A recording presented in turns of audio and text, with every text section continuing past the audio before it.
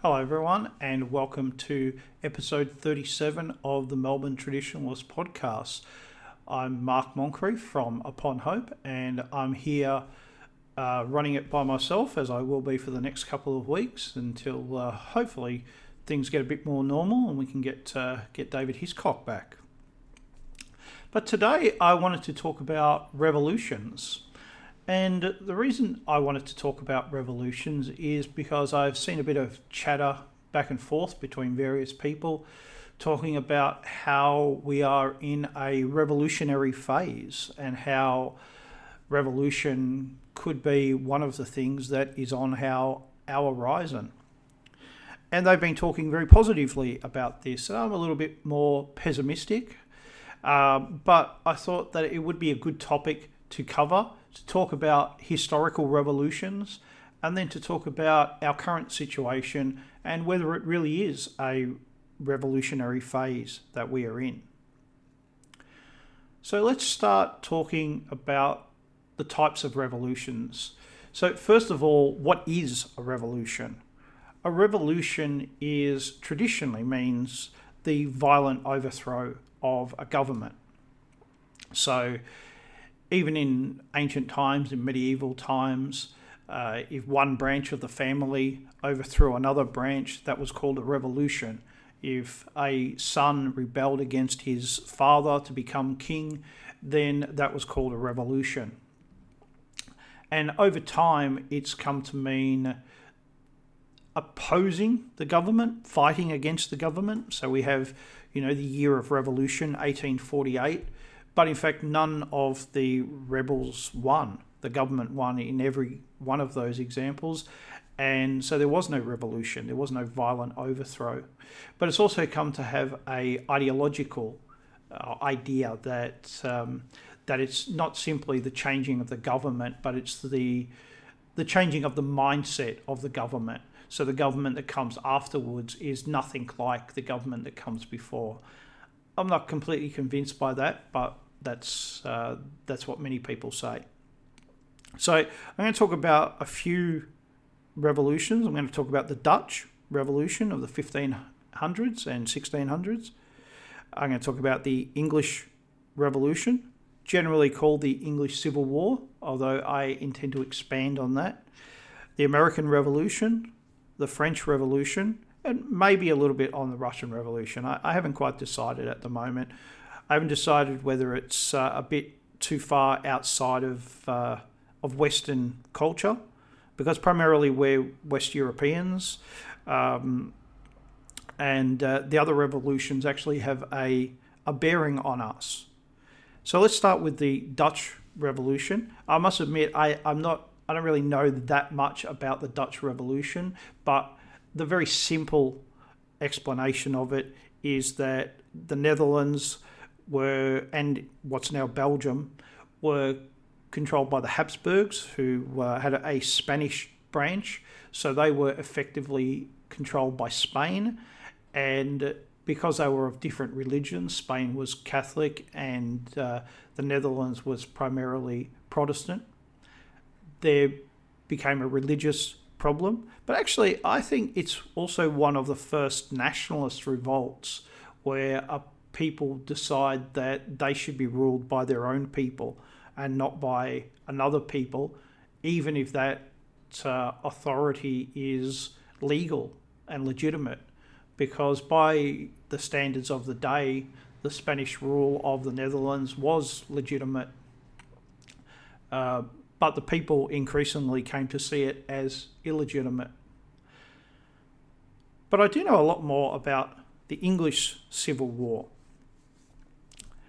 And the English Civil War was fought, there were two civil wars fought between 1642 and 1649, and the king lost both times. And then there was a third English Revolution, which I actually think is, even though it happens nearly 40 years later, I think it's the last part of the English Civil War, and that's an episode known as the Glorious Revolution of 1689. And the reason it's called the Glorious Revolution is because practically no one died, but people did die, not that many people. And within 2 or 3 months, this huge crisis, and it was a huge crisis, had effectively been solved. And it was really about clearing up the various loose ends. Those loose ends could be pretty big, but they weren't in England. They were in Ireland, in Scotland, in Europe. So they led to much bigger issues, but in England, the Glorious Revolution was over very, very quickly. Then, of course, we have the American Revolution. But maybe I should take a step back and talk about why these revolutions. Why did the English Revolution happen? Why did the American Revolution happen? Why did the French Revolution? And why did the Russian Revolution happen?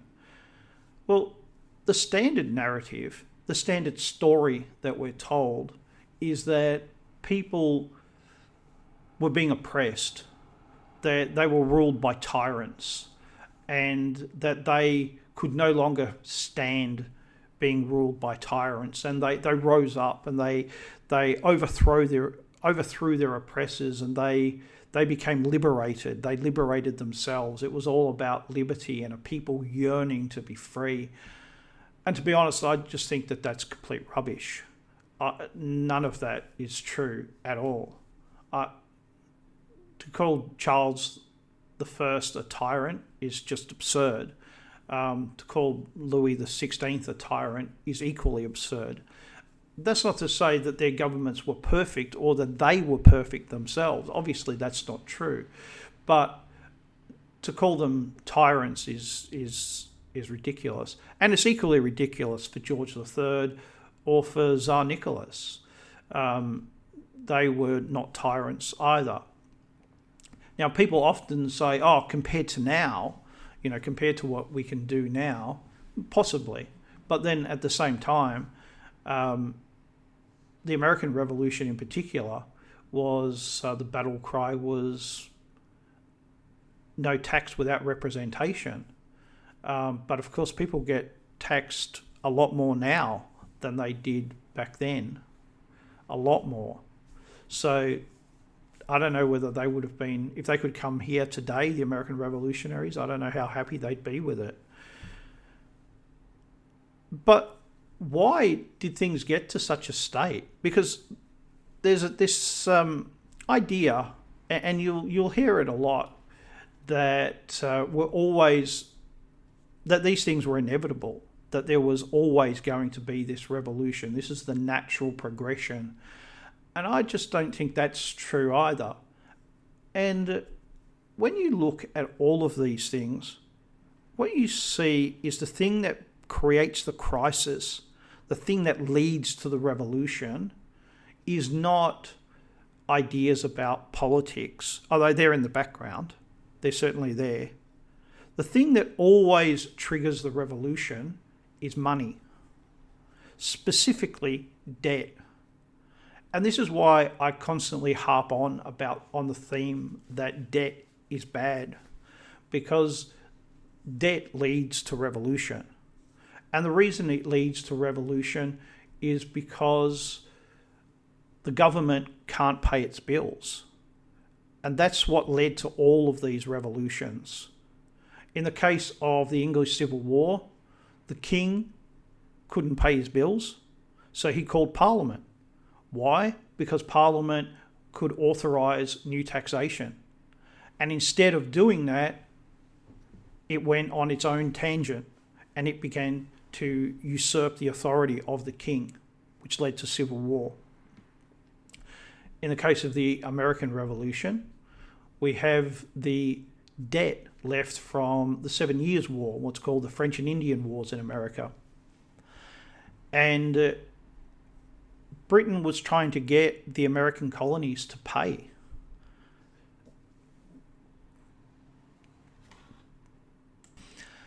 And to Britain, they thought that this was quite reasonable. Why shouldn't the Americans, who had also benefited from Britain's defeat of France,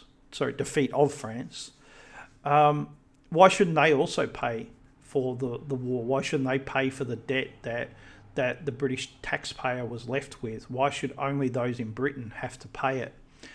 And the Americans countered with, well, all right, fine, we will pay, but you should give us more political rights. And Britain was like, no, you're trying to take advantage of this situation where you should just be quiet and pay your money. But it's about debt.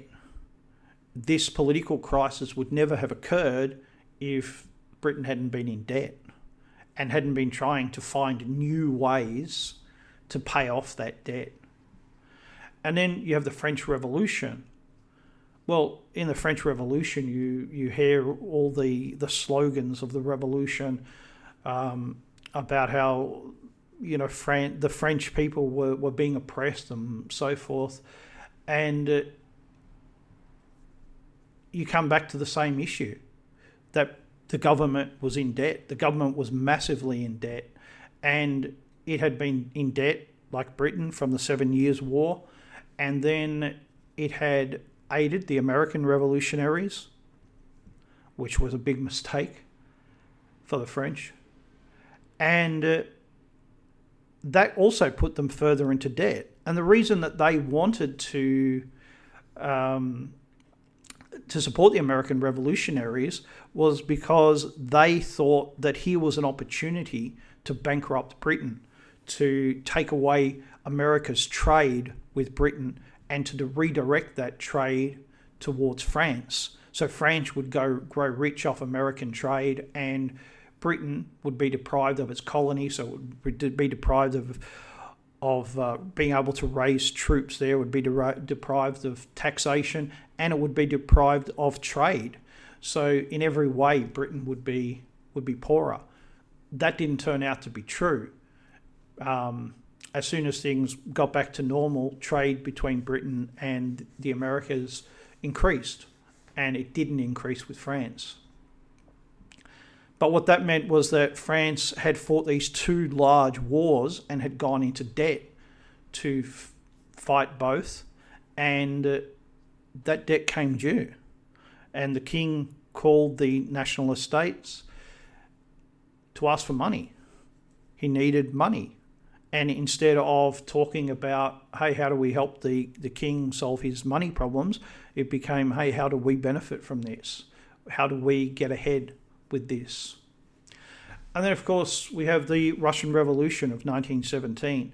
I've always been stunned by how badly written most accounts of the Russian Revolution are.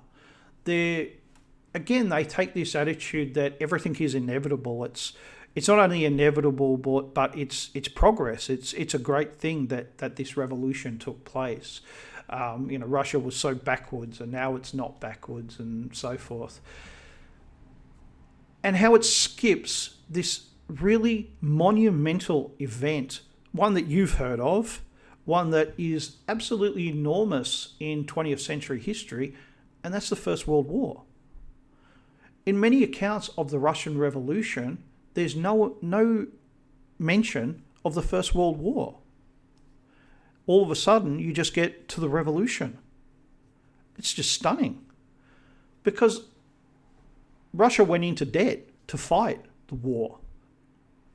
So you see this pattern of debt. And at the start of the war, and I'm not sure why this happened around the world, but there was this really big movement against alcohol. Now, in the English-speaking world, I understand it. It was led by many of the suffragettes and the suffragette movement. And they had the idea that men drank and they were abusive and violent towards women. So if they removed the drink, then men couldn't behave badly. So at least there was some type of logic to it. But in Russia, for some reason, at the start of the war, the government actually banned the sale of vodka. Now, what makes this even more bizarre is that the production and sale of vodka was a government monopoly. So 100% of vodka revenue went to the government. And at the start of the war, when the government needs revenue, it stopped production. It banned it. Its thinking was that it could, that instead of men wasting their time being drunk all day, they could be more productive by working or fighting. But of course, even in wartime, you're not fighting 100% of the time. You're not working 100% of the time. You'd like something else to do. Well, most men would. And the government took it away. It's a very, very bizarre decision. But that all contributed to 1917. The government just doesn't have the money to fight the war. So eventually it's forced out of the war. But that lack of money means that soldiers are not being paid. Government officials are not being paid. So that accelerates the collapse of the government, and it leaves this enormous gap for the Bolsheviks to step in and assume control. And as I keep coming back to, it's all about debt. It's not about ideals. It's not about, we're so oppressed, we should have a better way of life.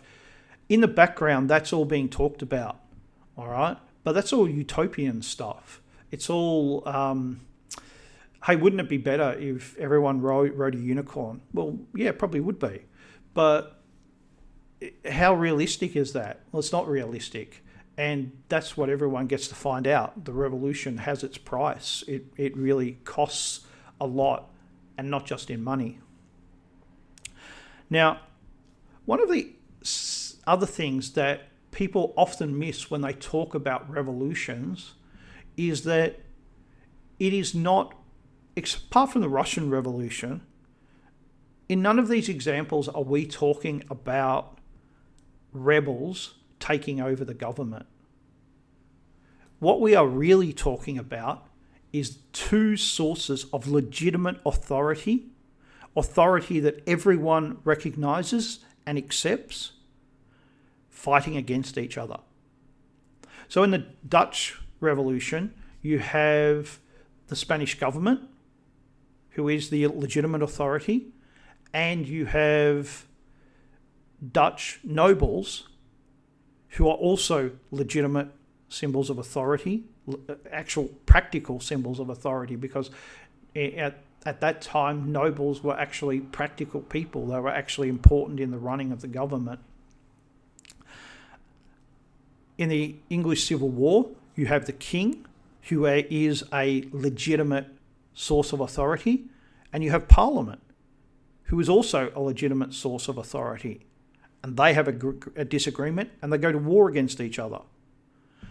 In the American Revolution, every colony has its legislature, and they all agree that they will have a continental convention. There's no real dispute that this is legitimate. The dispute is how much authority it has. And Britain said it doesn't have much. It's just a place to meet and discuss things. It's effectively like ambassadors getting together to have a conference. But the Continental Congress, it took on a greater authority, and within the United States, or what become the United States, it was a legitimate authority. And then, of course, on the other hand, you have the British government. That is another legitimate authority. During the French Revolution, you have the king, and then you have the national estate, the French version of the parliament. Again, two legitimate sources of authority in conflict with each other. That's important, and it's not emphasized enough that we're not one of those sources of legitimate authority. And unless we have control of one of those legitimate sources of authority, I don't really see how we can do anything. Is that too pessimistic? Maybe it is. Maybe it is too pessimistic, because rebels have won before. Rebels have taken over governments and created their own. I give Cuba is an example. China, I guess, is another example. You could use Vietnam as another example. And there are actually a lot of examples. But what we're really talking about is taking over the existing government. And there's something that I don't think people appreciate on our side enough. We don't want to reinvent the wheel. We need to take over the institutions that already exist, because it's not the institutions that are the problem. It's the people who run them. It's the people who direct them and who say to them, hey, break up that rally, but make sure that other one is protected. Even if they get out of control, make sure that they're protected. And we see that all the time. The right tries to hold a rally, and it's the left can do whatever they want. The left hold a rally, and if you're with your 500 closest friends, well, you can do whatever you want. The police won't arrest you. They'll property damage. Oh well, that's insurance, and they're quite happy for that to go on. But it's not the institution itself that is the problem. It's the leadership. And that's what we would have to take over, or at least challenge, if we're to change things. Now, getting back to the question that was asked right at the start, are we in a revolutionary phase? Potentially. Potentially we are in a revolutionary phase, because we all know that our governments are deeply in debt. We all know that there will come a time of crisis where that debt will be called in, where someone will basically say, hey, I want my money, and that money won't be available.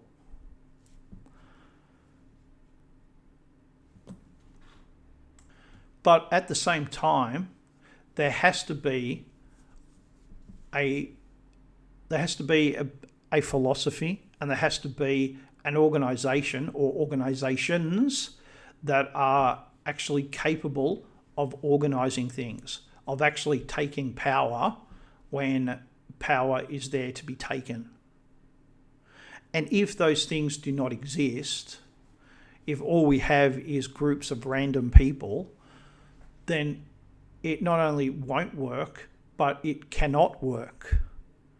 It needs that organisation, it needs that leadership, and to be honest, it needs a bit of ruthlessness. And I really haven't seen that ruthlessness on our side. It's one thing that the left has and we don't. And we like to say that, hey, we're tough, that we could actually do whatever it takes. But actually, I'm not convinced that we actually do have that ruthlessness. And unfortunately, that, to use another term, bastardry, you need to be a bit of a bastard to take control and to say no to people, to say no to a lot of people, and to say yes to bad things. Yes, I'm going to bombard that suburb. Yes, I'm going to arrest these people. Whatever it is, I don't really see that on our side. So where does that leave us? Well, it means that we need to continue on exactly the path that we're on. If the government collapsed tomorrow, we would not be able to replace them in any way, shape or form. And the reason is simple. We're not organised. We don't have very many groups. I say to people, when was the last time you saw 50 of our people in one room? I mean, it happens, but it's not that common. And we really need to get to a stage where we can actually have at least 50 people. I mean, let's face it, to form a cabinet, you need about 20 people. To have a secretary for each of those, you need 40 people. Well, the government needs a lot more than 40 people to run. And that's what a revolution is, taking over the government. It's not just, tinkering around at the edges. It's actually running it in all its glory and in all its awfulness. You need to keep the prisons working. You need to have the police still functioning. You need to have, pensions still being paid in some form, whether it's rationing or whatever it is. But, you can't have people starving to death in the streets. You still need government to function. And when we struggle to get 50 people in a room, well, we really need to do better. And I keep saying this, I think that it's not simply a problem for the entire right, it's a problem for each single one of us, and that each single one of us needs to do better. We need to be able to organise, and we need to make contact with other people on our side, and not simply people that we agree with 100%. I must say I find it a bit disheartening sometimes to put out things and just constantly you get criticism, because those who agree with you don't mention it and those who disagree do. I guess maybe I'm guilty of that too. There's a lot of things that I agree with and I just, and just move on. But if I find something that I don't like, I'm more likely to say something. And maybe that's something that we should change, because we need to get as many contacts as we can, and we need to be much more professional. Think about this. How many people do you know who know first aid? It's a pretty basic skill, but a lot of people just don't have it. We don't have a media presence. Sure, I've got this YouTube, but the only other place you can find the Melbourne Traditionalists, you can find Mark Richardson on Twitter. You can find, we've got a blog spot. I've got my site, Upon Hope, and Mark Richardson has Oz Conservative, and that's it. But we should be on a lot more of these media platforms so that we can spread our message, so that we can recruit people and let people know that they're not alone. Organisation is what we need to do for the future, and we need to keep doing that. We need to get better. We need to train people to just do basic stuff like first aid, administration, social media stuff. The idea that we can take over the government, hey, every one of us, I think, has fantasies. I don't think I'm any different to you guys in that sense. But at the same time, we need to be realistic about where we're actually at and what we're actually capable of. Now, I think I might leave it there.